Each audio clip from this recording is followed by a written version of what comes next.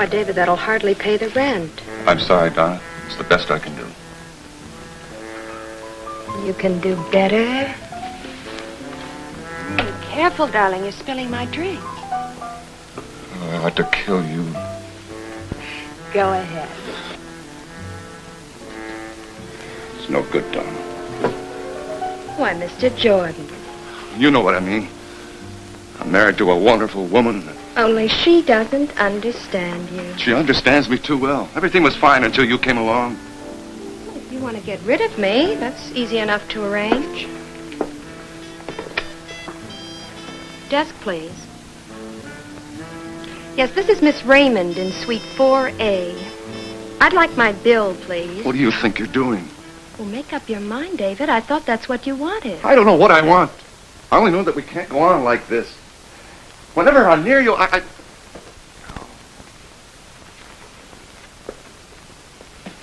You could be near me all the time. What I make as a lawyer, looking after my wife's interests. Suppose something happened to Lucille. What? Well, let's face it, David. Accidents do happen. Well, did you read about this woman who was electrocuted in her bath the other day? It seems she was listening to the radio and... Stop it. What do you think I am? Now, listen to me, David. Now, you told me you were the sole beneficiary of Lucille's estate. Now, if anything happened to her... Nothing's going to happen. You wouldn't have to be involved. I know a man who would... Now, you listen to me. Forget I mentioned it.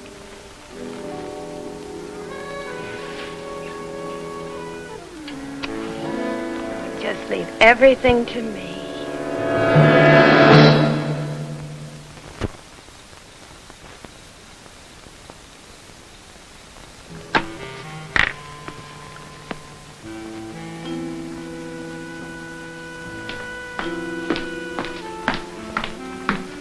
You're leaving now? Do you really have to go, Lucille? Such a lovely night. I thought maybe the two of us could do something together. Oh, I wish I'd known, darling. You know I always visit Father on Thursday night. Well, call it off. Call it off, Lucille. I want you to stay home. I can't, David. He isn't feeling well. But you've made me very happy. I've had the feeling lately that I've been boring you more than usual. Oh, that's not true. I'll be back by 10 o'clock.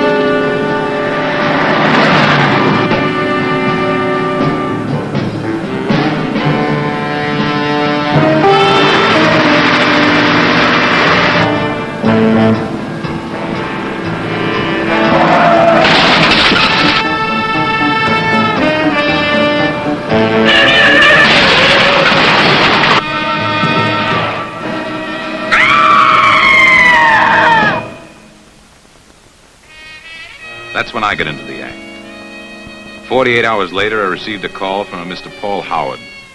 Would I be good enough to meet him at Lucille Jordan's home in Bel Air? They had something in common. She was his daughter. I tell you, Marlowe, it's a miracle she wasn't killed. This was a deliberate attempt at murder. Father, I prefer to believe it was an accident. I don't understand you, Lucille. We've known for 3 months that David was seeing that woman. Obviously, Miss Raymond must fulfill some need I can't. Please try to understand, Mr. Marlowe. My husband never attempted to deceive me. I knew he was marrying me for my money. You're a remarkable woman, Mrs. Jordan. No. I'm a woman who's in love with her husband. Where's your husband now? San Francisco. He'll be home tomorrow morning. Suppose I can prove he was responsible for that attempt on your life. I don't want you to. What do you want? I'll tell you what I don't want. I don't want any more of these accidents. If anything happens to my daughter... Nothing will. I'll leave that up to you, Marlowe. Personally, I'd just as soon take that son-in-law of mine and... No. See how my hands are tied?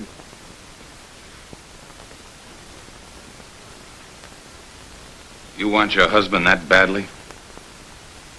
Then the only alternative is to get rid of the girl. I could try and scare her off by tying her to your accident. No. It might involve David. Then you've got to buy her off. I'll give her $10,000 if she's out of town in 24 hours. Cash is a lot more convincing.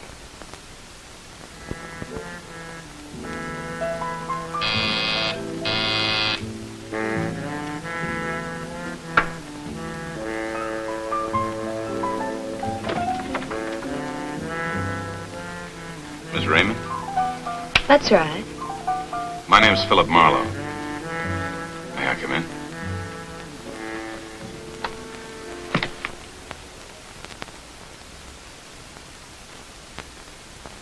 You like? Yes, indeed. Miss Raymond, I'm a private investigator. You're kidding. If you're a private dick, where's your trench coat? I'm in disguise. Oh, I see. We're going to get along real fine. Thanks. Would you like a drink? Not during office hours. And I thought this was a social call. What's on your mind? Have you ever considered the advantages of travel? They say it broadens one. I couldn't afford that. You know something? I think you'd be a lot happier in New York. Since you're not working for the local Chamber of Commerce. Whom do you represent? Mrs. Lucille Jordan. You can tell Mrs. Jordan I like it here fine. There's so many attractions. Look, why don't you get your hooks out of Jordan? He doesn't mean a thing to you. How can you tell? Because rockets don't go off when I hear his name? Let's just say I know you're kind. And what exactly is my kind? I only do analysis on my couch.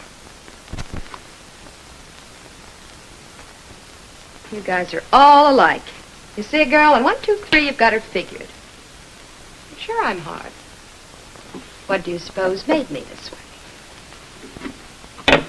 I was born in this town. So was I. On Skid Row. Right near the depot. We must have gone to different schools. I learned this is a dog-eat-dog world. Mm-hmm. And what makes it that way? People like me. Who did you expect, Dr. Schweitzer? Oh, yeah, I read a book once. Here. This will buy your whole library. It's all yours. If you're on that plane, it leaves at 7:15 tonight. Oh, I can see how you got that scar. Yeah, some gal tried to slit my throat. Only her aim was bad. Marlowe? Aren't you going to help me pack? Why not call up your friend? The boy who tried to run Mrs. Jordan off Coldwater Canyon. I'll bet he's real handy around the house. Have a nice trip, lover. Phil! I thought it was you big lug. Hank, how you doing? Oh, so. I'm the house detective here. Good. Keeping you busy? Oh, there's always a crisis. Party in 1003 thought an international mob stole his false teeth. They were in the ice bucket. You know something, Hank? Maybe you and I can join forces. I'd like someone to keep an eye on the gal in 4A. Donna Raymond? Yeah, make sure she checks out tonight. Oh, look, Phil, I can't get on the muscle. No trouble. She's been paid plenty. She's not out by 7. Buzz me at home. Oh. Here, this show to take care of the phone call.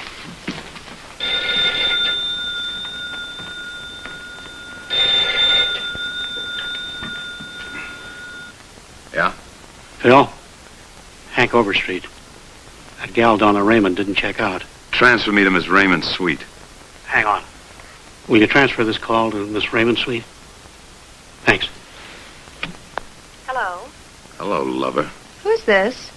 Philip Marlowe, the guy without the trench coat. Oh, yes.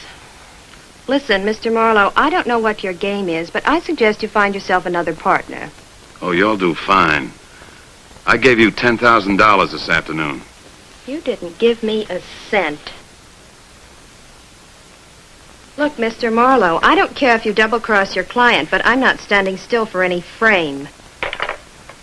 Anything else, Mrs. Jordan? Mr. Marlowe didn't give you that money. How many times do I have to tell you no? And if he had, I would have thrown it back in his face. I happen to be in love with David.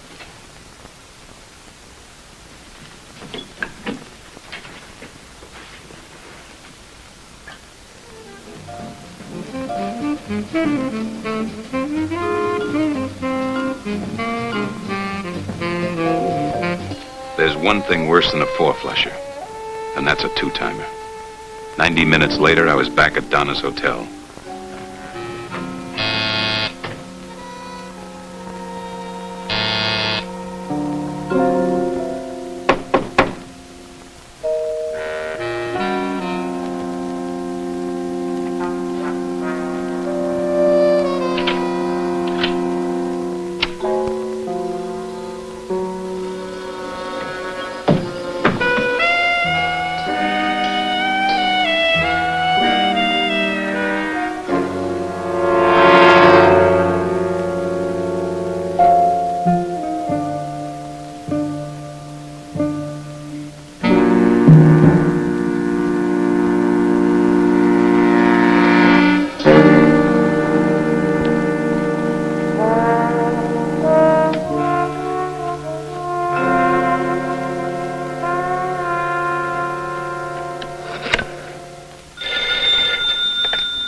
Homicide, Lieutenant Harris. I'd like to report a murder. Where? Manton Hotel, Suite 4A. And your name? John Smith.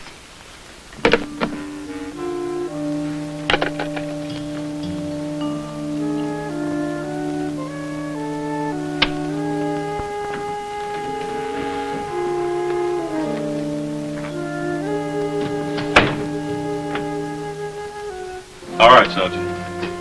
Don't move. Not even a little bit. March right back in there. Hit the light.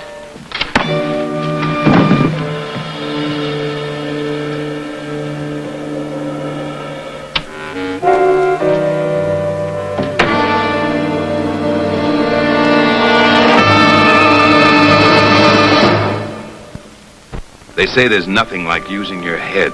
2 hours later, I was down at headquarters, and a police lieutenant named Manny Harris was making sympathetic noises. John Smith.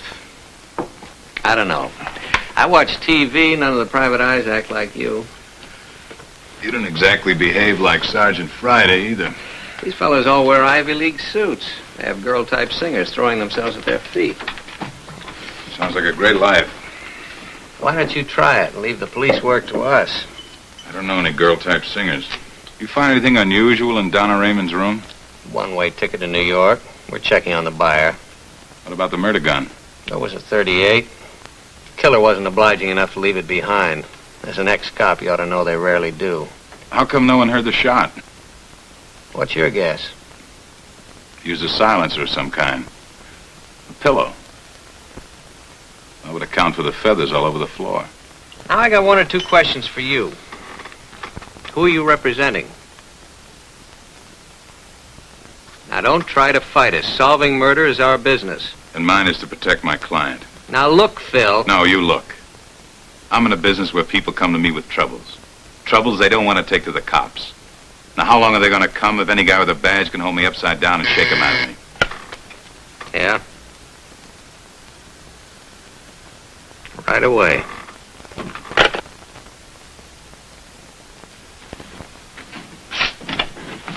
Will you come in, please? What's the idea, Manny? Kind of figured she was your client. And that means she's guilty? You sit down, Mrs. Jordan. Now, when was the last time that you met Donna Raymond? Now, you hold on a minute. I never met her. I could have told you that. All right, Mr. Marlowe, then riddle me this. If your client never met Miss Raymond, how come we found her fingerprints all over Donna's room? Send a matron in here, please.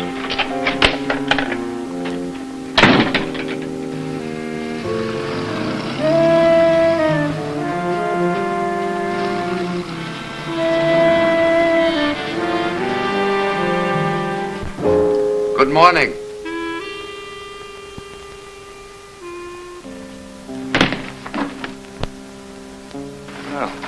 Good morning, Paul. I didn't expect to find you here. Where's Lucille? In jail. What? You mean you didn't know she was being held for the murder of that Raymond woman? I don't believe. I'm going to kill you, David. I should have a long time ago. You're crazy. You're responsible for all this. Paul, listen to me. You've got to give me a chance to explain. Excuse me. The door was open. If I'm intruding... Don't go, Marlowe. He wants to kill me. How'd you know my name? Oh, Donna told me that you were up to see her yesterday. You were supposed to be in San Francisco last night. Well, I spoke to her on the phone.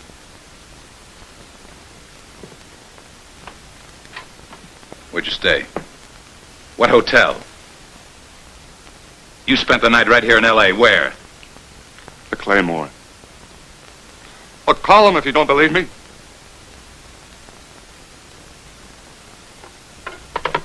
What time did you check in? About 10. Miss Raymond was killed between 8 and 9. I didn't do it. You were up there last night. Only to tell her that we were through. How many times have you told her that before? This time I meant it. You always meant it. What's the name of the boy who tried to kill your wife? I don't know. I swear to you, I don't know. Now, Donna arranged everything. Don't go, Marlowe. You'll kill me. That's your problem.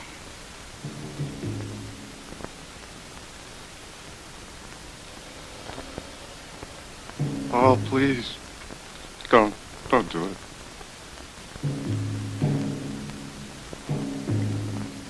Please. I can't.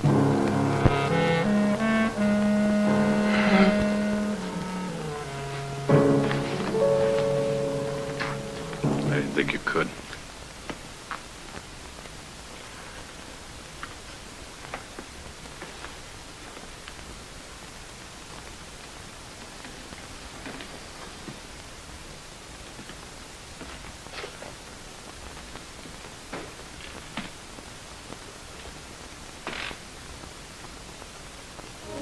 The gun I had taken from Mr. Howard was a .38. I wondered what ballistics would make of it. But that would have to wait. I still had to find out the name of the guy who slugged me. I had hopes Donna's hotel room might give me the answer. Hank was his usual obliging self. Nervous, but obliging. How much more time you gonna need, Phil? If the cops find out I let you in here, it'll mean my neck. You know, this dame must have been a pack rat at heart. Who do you think killed her? Hiya, soldier. That's the boy who dumped me. Yeah. Only you wouldn't stay down. Why'd the cops let you go? I wasn't that type. I asked you something, soldier. Any more smart remarks and I'll...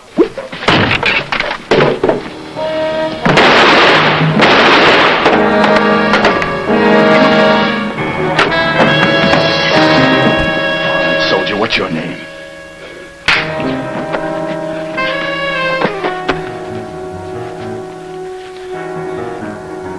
Frank Rossi. It's a .38. Police might like a look at this. Okay, soldier, pick him up.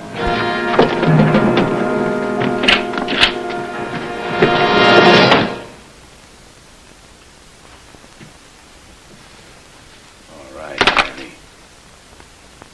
Oh, Marlowe. I didn't hear you come in. Hi, Hank. You working for Marlowe again? Just helping out.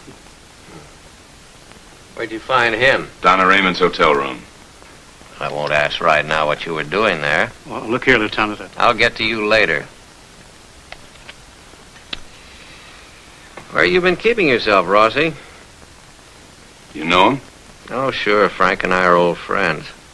He's the boy who ran Mrs. Jordan over Coldwater Canyon. I wouldn't be surprised to hear tell he'd do anything for Donna. You're darn right. She was 1 in a million.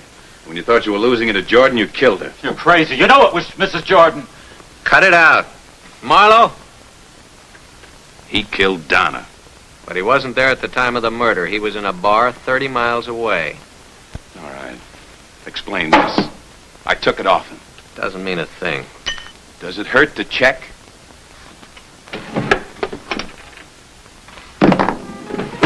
Where'd you get this? I worked on a hunch. It was in the compartment of your car. According to the serial number, it's yours. And that is the gun that killed Donna Raymond.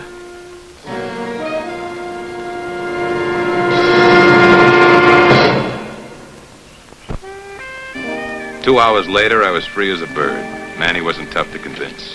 He was perfectly satisfied to give the credit to Mrs. Jordan. He felt that as my client, she had access to the gun. It made sense of a sort. But go explain that to Mr. Howard. Well, you tell Marlowe for me he won't get away with this. If he thinks... Well, he thinks you better get over here if you want to help your daughter. It's 1441 Ocean Drive. He's coming. Well, what do you get up your sleeve? I think I finally figured it out. That alibi of Rossi's. According to the police, he was 30 miles away in a bar when Donna was killed. So? So, can you see how it's possible for one person to be in two places at the same time? No. Neither can I. So who does that leave? You.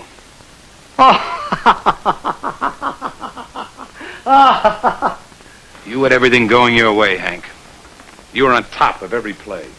You and your little passkey. What are you talking about? When Manny told me they didn't find anything unusual in her room, I wondered what happened to the money I gave her. So help me, Phil, if I didn't know you... And when I learned the killer used my gun, that should have been the tip-off. You were the only member of the cast who knew about that compartment in my car. You must have followed me home and grabbed it after I told you to watch Donna. Thanks for the frame, Hank. You're a real pal. Put it down, Phil. I said, put it down. That won't do you any good, Hank. That's why I had you call Mrs. Jordan's father. He knows you called from here. Phil, can't you and I talk this thing out? There's nothing to talk about, Hank. I'll split the money with you, Phil. It's $5,000 each. I've been a gumshoe for 23 years. And all I got to show for it is a slug in the hip and $108 in the bank. $5,000. Phil, do you realize what a guy like me has to do to make it? You had to commit murder. She was no good, Phil. She was a human being, Hank. And that's about the worst you can say about anybody. I'm warning you. I'm warning you.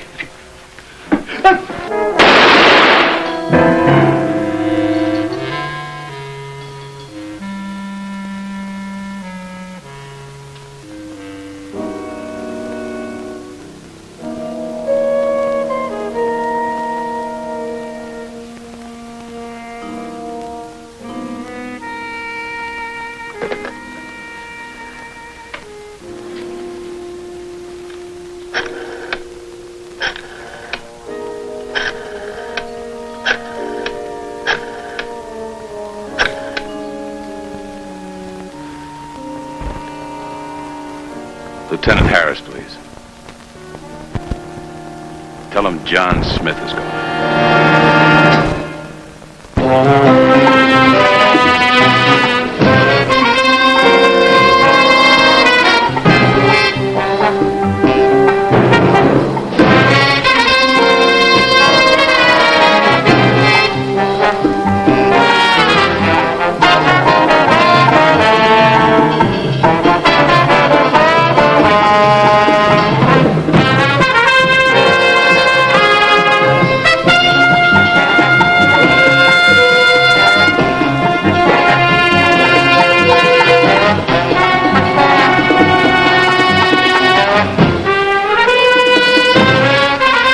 This has been a Mark Goodson, Bill Todman production in association with California National Production.